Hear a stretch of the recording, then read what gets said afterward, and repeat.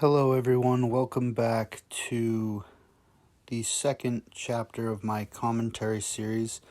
In this series, I'll be going through the chapters of my new book, The Suicidal Millennial's Guidebook, and giving a little bit more context to each chapter in the book and kind of discussing on certain topics that I think are important. So we're back. This is the second part of the commentary series. It corresponds exactly with the chapters in the book and the audiobook series. So this chapter was Contradiction. And I think, the first audiobook, not the first audiobook, but the first commentary series video that I did was pretty long. We went 30 minutes on that, but I think it was kind of needed. I did feel like the title definitely needed a bit of explanation. I had that part of the beginning of the book and talked about a couple other things there. So if you'd like to see that video, that's also on the channel. That's, commentary series, episode 1, The Suicidal Millennial's Guidebook. So jumping into Contradiction, I think part of the book and part of the reason I structured it this way is because I wanted to be ever expanding upon topics as we moved forward.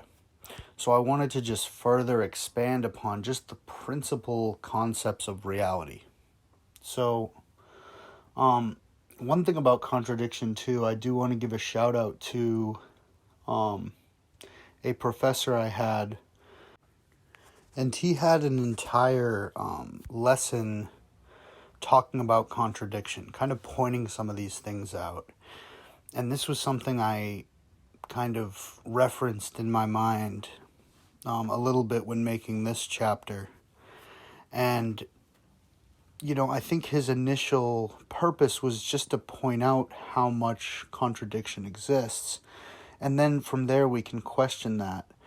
Now, what I did here, though, a little bit more heavily, or at least what was going through my mind with why I put this first in the book, is because of the concept of when you're thinking about information, when you're thinking about anything, how does this process look like from like an anthropological sense almost a little bit, in the sense of, like I could look at it this way, right? Like let's just take, a single-celled organism, for example. A single-celled organism has inside it. Maybe you believe single-celled organisms have consciousness. Maybe you believe they don't. I think it's beside the point. When you look at an organism so simple, basically they're operating off of a set of naturalistic principles that is expressed by their genetic information or their DNA. Now, the result of this is an organism that operates purely off of instinct. So they don't have to necessarily think about anything. It's simply, cause and effect, action and reaction. Their life, although it's filled with variety, different situations, different circumstances, it's simple in the sense of they trust their genetic code, obviously, especially organisms that can't necessarily change their action. They're literally operating off of, stimuli reaction. You trust your genetic codes. So whatever, you could relate this to humans. This is like our emotional side. This is later in the book I discussed the body. The body is just, what would we do if we just didn't think about it and just reacted to things? Some people live their whole lives like this. They never kind of step outside of themselves. And they're always living within their one true genetic purpose, just trusting themselves the whole way. They just act how they would normally respond. There's no necessarily, and it's not that I think a lot of people like this. I think most people, it's a combination. There's probably very few people that really never think about anything and just kind of react to stuff as they go. But this is kind of like the simplicity of life, the simplicity of one thing, right? If there's a rock on the ground, in the simplest terms, it's one rock. It's there, it exists. That's almost like the concept of something. The concept of something is just one individual thing. An animal's life can be like this as well. It can be, if the animal is simple and they just trust their instincts.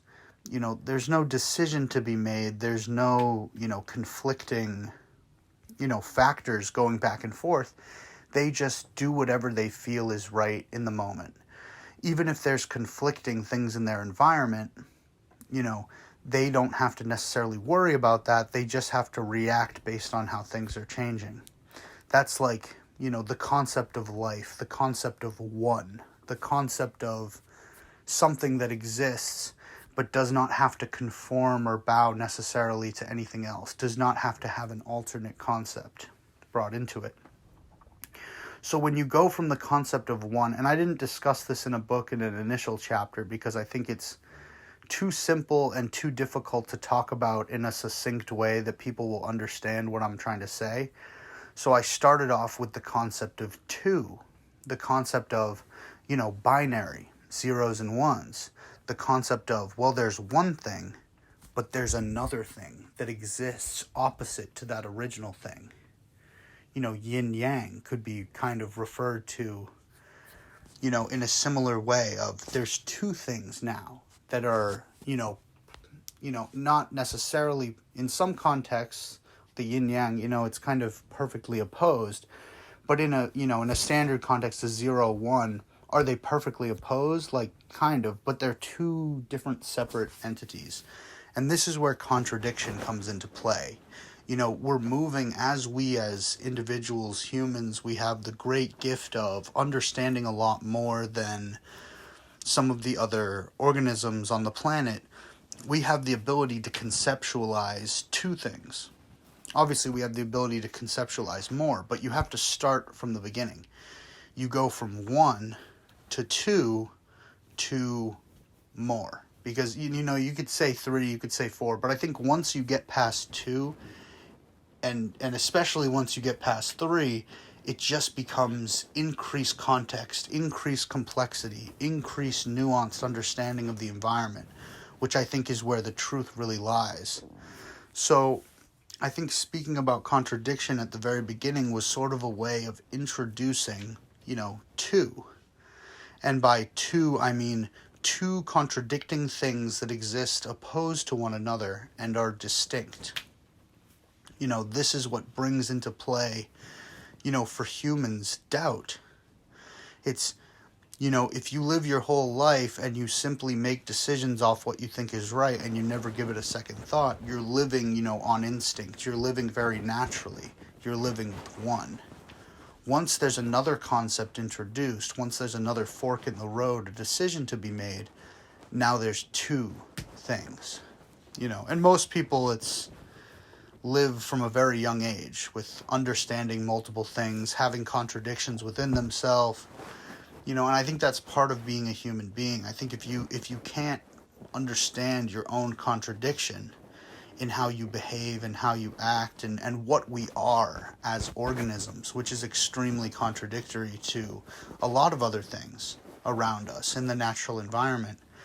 If you can't understand your own contradictory nature, then you will be limited in the way that you can understand yourself, your own motives, your own emotions, and how to regulate that, and live a life, in the way that you want. If you're living based on instinct, you'll live a certain type of life. Now, personally, I believe that we should have a society where people can just live off instinct. And I think that living that way is very free because you avoid, the mental tax, the mental toll of comprehending all these things at once, which can be very disruptive to a lot of things. As I think I myself am a little bit of proof of as well, is sometimes I feel completely paralyzed by thoughts, hundreds of thoughts going through my mind all at once. And I know a lot of other people are like this. And it's a byproduct of us being as complex as we are, being as contradictory as we are. We're an animal on this planet just like all the other animals, but yet, we make synthetic substances. We create a societal construct which alters the way that we interact, unlike a lot of other species who don't have societal constructs, or even if they do, it's a certain societal mold not necessarily a, thought out process, And I think you could argue, too, that human societies are also not as thought out as we maybe would like to believe they are. I think a lot of times it's the expansion on constructs that have existed and then continue to exist. But at the same time, it's clearly different. There isn't an organism like us on Earth that we're aware of in terms of the combination of creating synthetic substances, different kinds of, materials, tools, and just insane technology, and combine that with, subverting the normal naturalistic system. Meaning, the naturalistic system would normally be, you're born in an unstructured environment. You have to make decisions about how to get resources. You look for resources every day. This is like the reality that animals live in, basically, most of the time is, vast majority of animals, no one's bringing them food. There's no, DoorDash. They're going out looking for food daily, whereas we've created a society that operates off different principles. There's currency that you must collect, and then that currency's traded for food. It's extremely different from, a lot of the other organisms on the planet. So I think, this is why we started with contradiction. You can start with the concept of oneness, the concept of that exists, the concept of, living your life purely off of instinct. And then and those things aren't all the same. I'm just saying they're related in the sense of one. There's one thing, one purpose, one, desire, or whatever it is. Once you add in two, then there's a lot of thinking that goes on. I think I talk about this a bit later in the book. Two is also incredibly deceptive, because if you think you have two things that can describe everything, it's the classic, there's two types of people in the world. Well, there isn't. It's not just two. It's, you can separate people into two different categories, but that doesn't mean that those categories are actually a lot like each other or not. I could separate everything on Earth into things that are larger than a paperclip and things that are smaller than a paperclip.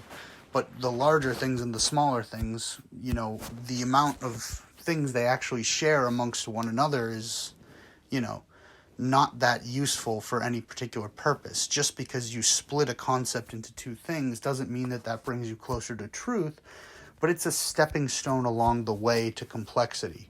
You have to go from 1 to 2 to 3, and then you start to really, go into...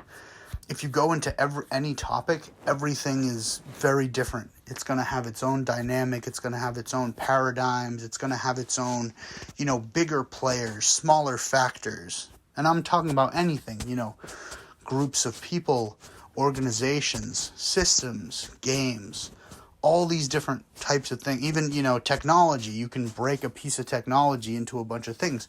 Sure, you could separate the components of a television into two categories, but what do those two categories actually have to do with each other? The separation that you made may or may not be useful for certain things.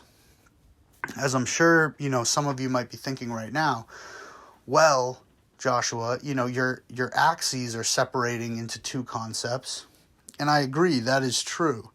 And there's a lot of deception within that. There's a lot of things that can be missed within those separations. But on the one hand, I think the separations that I made are useful and can help with certain things. So that's one way I would defend it.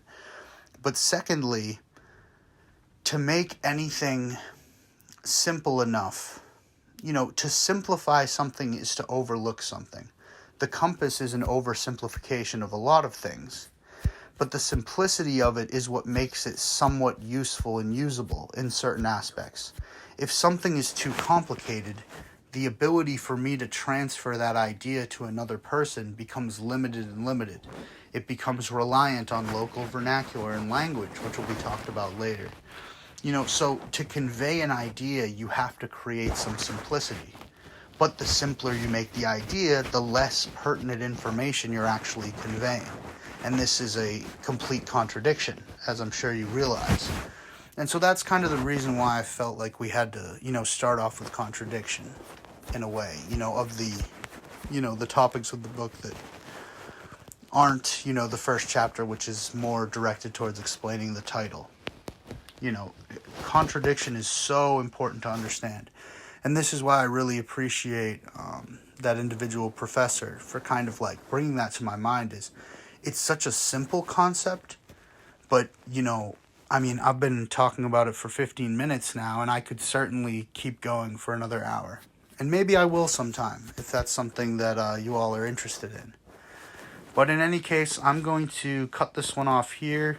I think I hit all the things I wanted to hit with contradiction. And this is also important for the next commentary section that we're going to get to. So in any case, if you're looking to purchase the book, the link will be in the bio or in the pinned comment, depending on if YouTube likes me or not today.